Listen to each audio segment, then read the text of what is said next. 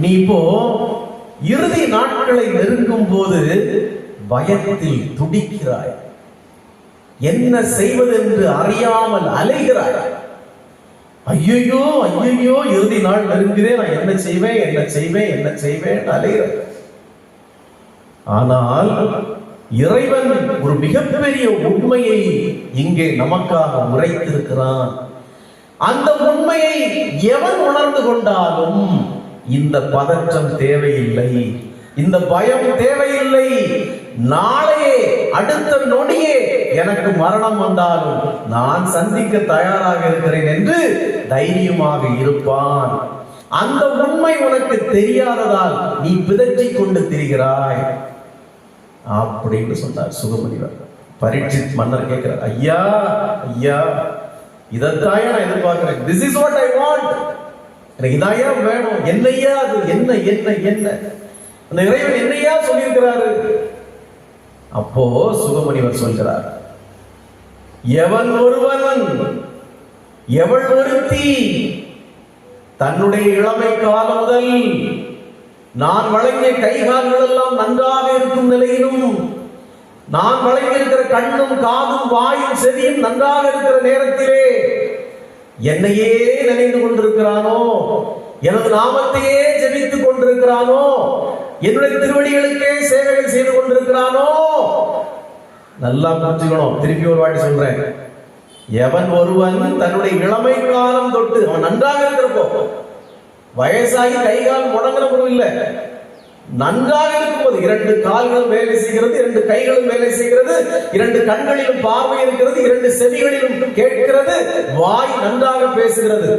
இந்த நிலையிலேயே ஒருவன், எவன் ஒருவன் கணப்பொழுது கூட என்னை மறக்காமல் என்னையே நினைந்து எனக்கே சேவைகள் செய்து என்னுடைய நாமத்தையே துதிப்பானானால் அவன் தன்னுடைய இறுதி காலத்தை பற்றி துளியும் கவலைப்பட வேண்டிய அவசியம் இல்லை.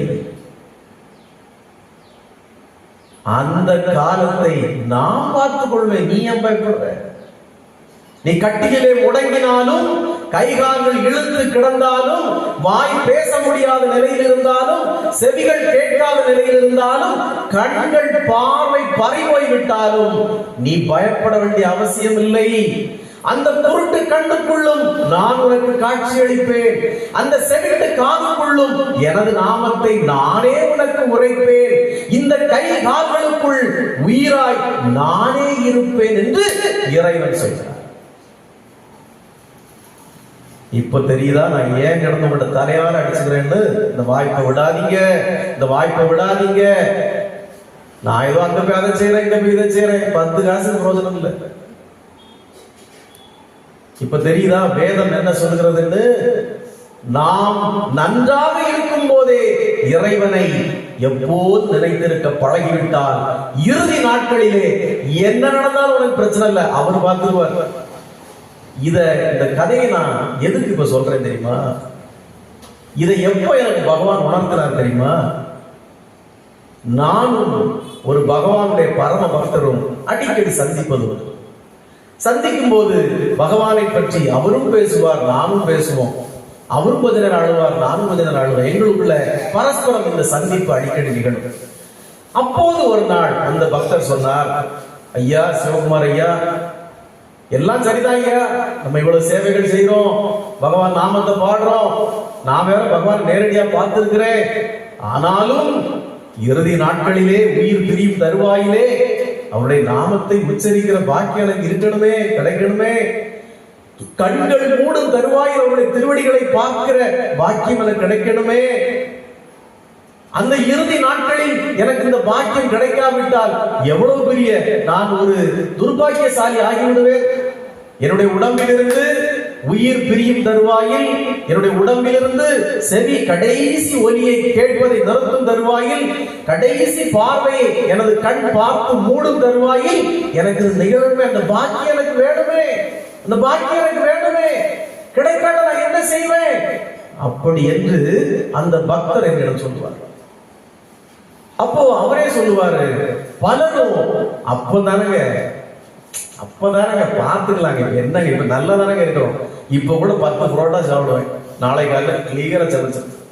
இப்ப கூட 2 லெக் பீஸும் ஒரு மட்டன் சுக்காவும் பிரபு ஹோட்டலும் வாங்கி பாருங்க சார், நான் நல்லா சாப்பிடுவேன். இப்ப எதுக்கு அதை பத்தி கவலைப்படணும், கடைசி காலத்துல பார்த்துக்குவோம் என்று பலர் நினைக்கிறார்களே. இப்போதே மனம் திருந்த மாட்டேன் என்கிறார்களே. கடைசி காலத்தில் பார்த்துக் கொள்ளலாம், கடைசி காலத்தில் பார்த்துக் கொள்ளலாம் என்று சொல்கிறார்களே என்று அந்த பக்தர் என்னிடத்திலே புலம்புவார். நானும் அதை ஆமோதிப்பேன். ஆமாண்டா, கரெக்டா.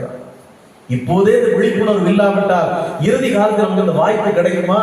ஒரு ஐசியூல கொண்டு போட்டான்னா, ஏதோ ஒரு மதுரை மெடிக்கல் காலேஜ்ல திருச்சி மெடிக்கல் காலேஜ்ல கொண்டாங்க யாரும் கொண்டு போட்டாங்கன்னா, டாக்டர் அங்கேயும் செடேஷன் போட்டு போட்டான்னா, நாம கோமா ஸ்டேஜ்ல கிடந்தோம்னா அந்த வாய்ப்பு கிடைக்காம போயிருமன்னா உண்மைதானா அப்படின்னு நானும் சொன்னேன். இது ரொம்ப நாளா எங்களுக்குள்ள இந்த கரஸ்பாண்டன்ஸ் நடக்கிறது வழக்கம். சமீபத்துல ஒரு ஆசிரமத்துக்கு நான் பேச போன போது அந்த நண்பரும் இருந்தார், பல பக்தர்களும் இருந்தார்கள். அவருக்கும் எனக்கும் தெரிந்த உரையாடலாக இருந்தாலும் கூட அங்கே இருக்கிற பக்தர்கள் அனைவரும் புதிது என்பதால் இந்த கருத்தை நாம் அங்கே முன்வைத்தோம்.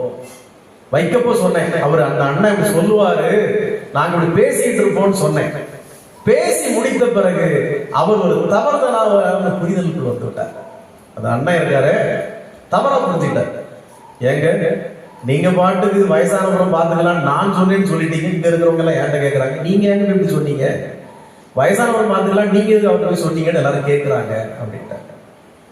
அந்த கணம் நான் ஒரு முக்கியமான தருணத்தில் இருந்து கொண்டிருந்தேன். ஒரு முக்கியமான ஒரு விஐபியை சந்தித்து பேசும் தருவாயில் இருந்து கொண்டிருந்தேன்.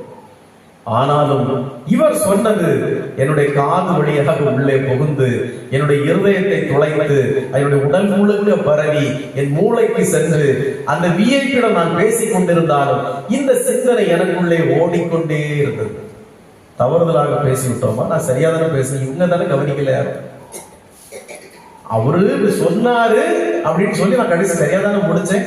நாங்க இப்படி பேசிட்டோம், எத்தனை பேர் இது புரிஞ்சிருக்கான்னு தெரியல, சொன்னோம், இது எப்படி தவறா போச்சுது அப்படின்னு நான் நினைக்கிறப்போ எனக்குள் ஒரு சிந்தனை. அப்போ இந்த கணம் இதற்கான முடிவை நாம் தேட வேண்டும். இதுக்கு என்ன விட, இந்த விடையை நாம் தேடி கண்டுபிடிக்க வேண்டும் என்கிற சிந்தனை எனக்குள்ளே ஓயாமல் என்னுடைய மூளை ஒலித்துக் கொண்டிருந்தது.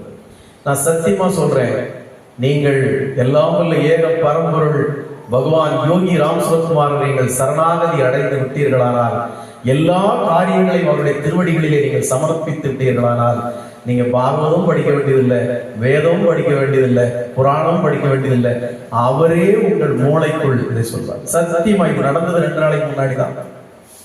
உடனே பகவான் உணர்த்துறப்பா, நீ தேடுற விட இதுதான். என்ன செய்யணும்? வயதானவரும் பார்த்துக்கலாம்னு இருக்காம இருக்கு. என்ன செய்யணும்? இறுதி நாட்களில் உன்னுடைய கண்கள் காணாமல் போனாலும், காதுகள் கேட்காமல் போனாலும், வாய்கள் பேசாமல் போனாலும் நீ என்ன செய்திருக்கணும்? எப்போது என்னை அறிந்து கொண்டாயோ அந்த கணம் முதல் என்னையே நீ நினைத்திருக்க வேண்டும். உன்னுடைய உடம்பு சரியாக இயங்கும் தருவாயிலே நீ இந்த சேவை செய்து கொண்டு வந்தால் உன்னுடைய இறுதி நாட்களை பற்றி நீ ஏன் கவலைப்படுற? கேட்குமோ கேட்காதோ, பாப்பனோ பார்க்காம போயிருவனோ, நாளைக்குள்ளதை பத்தி நீ ஏன்டா யோசிக்கிற? முட்டா போயிற. இன்னைக்கு உனக்கு எல்லாத்தையும் நான் சரியா தந்துருக்கும்ல, இன்னைக்கு கண்ணு தெரியுதுல்ல, என் பாதத்தை பாரு, இன்னைக்கு கை நல்லா வேலை செய்யுதுல்ல, என் திருவடிக்கு வந்து சேவை செய், இன்னைக்கு வாயில உள்ள கொழுக்கட்டை இல்லையே நல்லா தானே இருக்கு, சத்தமா பாடு. இதை விட்டுக்கிட்டு மோ மோ மோ நீ ஏன் கத்துற? இன்னைக்கு இருக்கிற வாய்ப்பை பயன்படுத்து. இன்றைய தினம் உனது தினம், நாளைய தினம் எனது தினம், அது என்னுடைய கையில் இருக்கிறது என்று பகவான் சத்தியமா சொல்ற அவர் உணர்த்திய உண்மை எனக்கு.